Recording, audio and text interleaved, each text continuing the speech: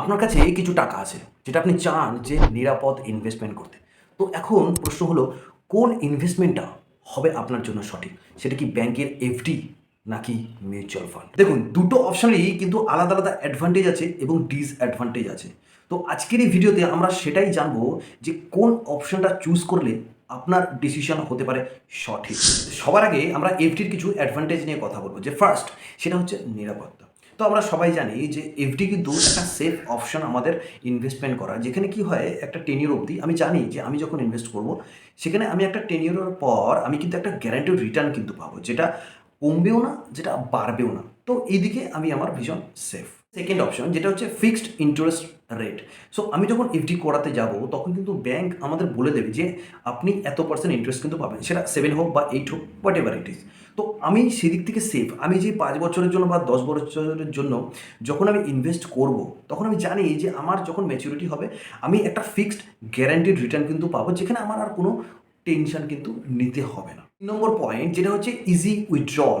তো আমি যদি কোনো জায়গায় এফডি করি বা কোনো ব্যাংকে যদি আমি এফডি করি, সেখানে আমার একটা নিশ্চিন্ত থাকবে যে যদি আমার কোনো টাকা হুটহাট করে দরকার পড়ে সেক্ষেত্রে আমি কিন্তু কিছু মাত্র পেনাল্টি দিয়ে কিন্তু আমি যেই সময় খুশি আমি কিন্তু উইথড্রল করে নিতে পারি। এদিকে আরেকটা সুবিধা আছে, সেটা হচ্ছে আপনি যদি ব্যাংকে এফডি করি সেক্ষেত্রে কিন্তু আমি ব্যাংকের এফডির এগেনস্টে আমি যদি ব্যবসা করি সেক্ষেত্রে কিন্তু লোনও কিন্তু পেতে পারি। এদিকে কিন্তু এইগুলো ছিল এফডির কিছু অ্যাডভান্টেজ। যদি আমরা এফডির কিছু ডিসঅ্যাডভান্টেজ দেখি তাহলে ফার্স্ট পয়েন্ট যেটা উঠে আসে সেটা হচ্ছে লো ইন্টারেস্ট রেট। তো আমরা ওভারঅল সবাই কনসেপ্টটা জানি যে এফডিতে কিন্তু 7 থেকে কিন্তু 8% এর মধ্যেই কিন্তু তাদের ইন্টারেস্ট রেটটা থাকে। তো যারা খুব সেফ অপশন চুজ করতে চান তাদের জন্য কিন্তু এফডিটা বেটার অপশন ফর ইনভেস্টমেন্ট। এবং যারা ধরুন একটু একটু কিউরিয়াস এবং হায়ার রিটার্ন পেতে তারা কিন্তু এই এফডিটাতে কিন্তু তারা একটা চ্যালেঞ্জিং অপশন হয়ে যায় যে একটা হায়ার রিটার্ন জেনারেট করতে। তো এটা কিন্তু একটা ডিসঅ্যাডভান্টেজ এফডির জন্য। নেক্সট যে ডিসঅ্যাডভান্টেজটা সব থেকে বেশি মানুষকে খায় সেটা হচ্ছে ট্যাক্স।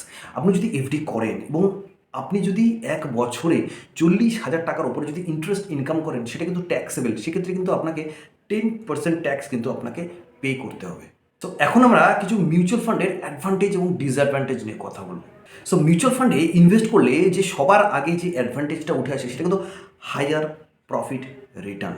যেহেতু মিউচুয়াল ফান্ড কিন্তু স্টক রিলেটেড বা বন্ড রিলেটেড হয়, there is others opportunity you can invest through mutual fund. So এইখানে কিন্তু একটা হায়ার রিটার্ন পাওয়ার পসিবিলিটিটা কিন্তু অনেকটাই বেড়ে যায়।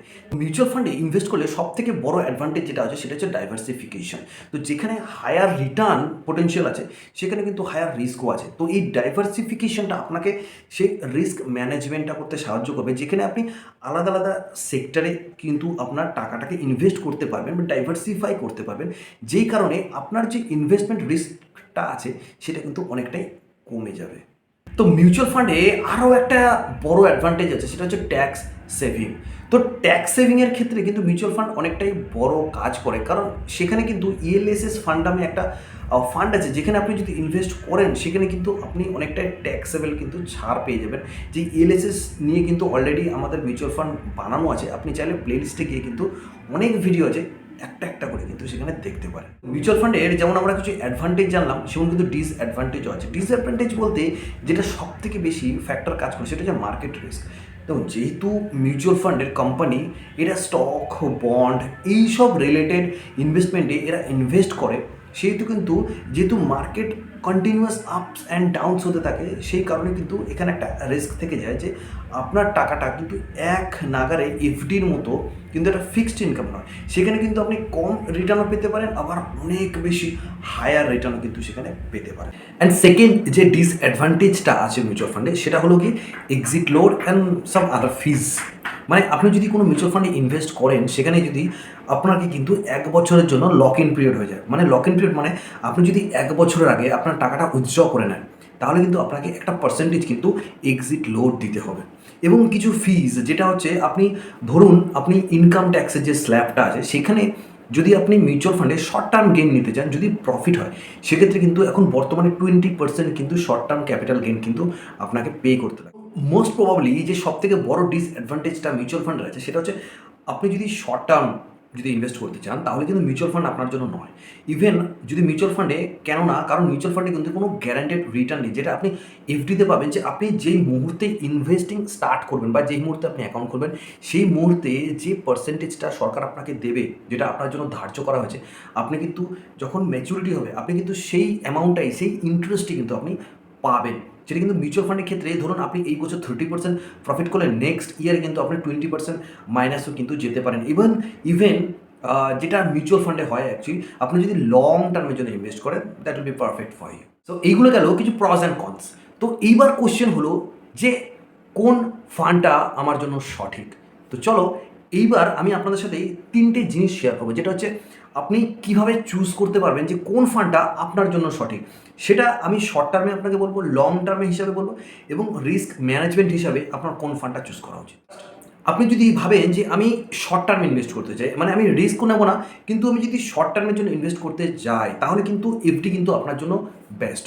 কারণ এফডিতে কিন্তু আপনি একটা ফিক্সড ইনকাম কিন্তু ওখান থেকে পাবেন, যেটা কিন্তু শর্ট টার্মে হোক বা লং টার্মে পার্সেন্টেজ কিন্তু একই থাকবে। সেখানে আপনার রিস্ক অনেকটাই কম থাকবে, রিটার্নও অনেকটাই কম থাকবে।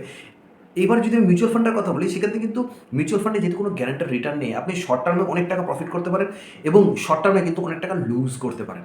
সেক্ষেত্রে mutual fund is not good for the short term investing. Second thing is the long term investing. তো আমাদের মধ্যে অনেকেই আছেন কিন্তু যারা লং টার্মের জন্য ইনভেস্ট করতে চান, ইভেন তাদের কাছে অনেক টাকা আছে, তারা চান যে আমি একটা এসআইপি করবো, আমি ফিক্সড ডিপোজিটও যদি করি সেখানে ক্ষেত্রে কিন্তু আমি বেশি টাকা ইনকাম করতে পারবো না, সেখানে আমাকে একটা ফিক্সড ইন্টারেস্ট দেওয়া হবে, যেটা কিনা 7% to 8% ইটস অল।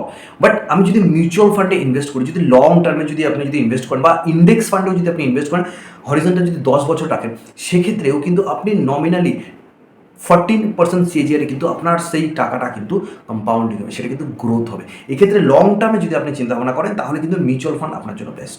3 নম্বর হলো রিস্ক অ্যাপিটাইট। দেখুন আমাদের মধ্যে কিন্তু অনেক ধরনের মানুষ আছে যারা হাই রিটার্ন চান, ঠিক আছে। এবার অনেক ধরনের মানুষ আছে যারা কিন্তু লো রিস্ক, মানে আমি রিস্ক নেবো না, আমি টাকা রাখবো, আমি ফিক্সড, আমি একদম নিশ্চিন্তে ঘুমাবো, যাতে আমি, তারা কিন্তু তাদের জন্য বেস্ট হচ্ছে এফডি। এবার আপনি যদি চান যে আপনি রিস্ক নেবেন, তাহলে কিন্তু মিউচুয়াল ফান্ড আপনার জন্য সঠিক। তাই রিস্কটা ফ্যাক্টর করে যে ডিপেন্ড অন দ্য পিপল, যে আমি কতটা রিস্ক নিতে পারি, সেটা আপনার উপর ডিপেন্ড করছে। আপনি যদি রিস্ক নিতে পারেন তাহলে মিউচুয়াল ফান্ড আপনার জন্য ভালো, এবং আপনি যদি সেফ এবং গ্যারান্টেড রিটার্নটা চান, তাহলে কিন্তু এফডি আপনার জন্য বেস্ট। এটা গেল ওভারঅল কনসেপ্ট যে মিউচুয়াল ফান্ড আপনার জন্য ভালো নাকি এফডি ভালো, সেটা কিন্তু আপনাকে চুজ করতে হবে। এবং এই রিলেটেড যদি আপনার কোনো রকম কোনো কোয়েশ্চেন থাকে, আপনি বিন্দাস কিন্তু কমেন্ট করতে পারেন, আমরা কিন্তু যথারীতি চেষ্টা করবো আপনার সেই আনসার দেওয়ার। তো চলুন ভিডিওটা আজকে এই অবধি রাখছি, এবং ভিডিওটা যদি ভালো লাগে তাহলে প্লিজ কমেন্ট করুন, লাইক করুন, শেয়ার করুন, সাবস্ক্রাইব করুন, আর আমাদেরকে ভালোবাসুন।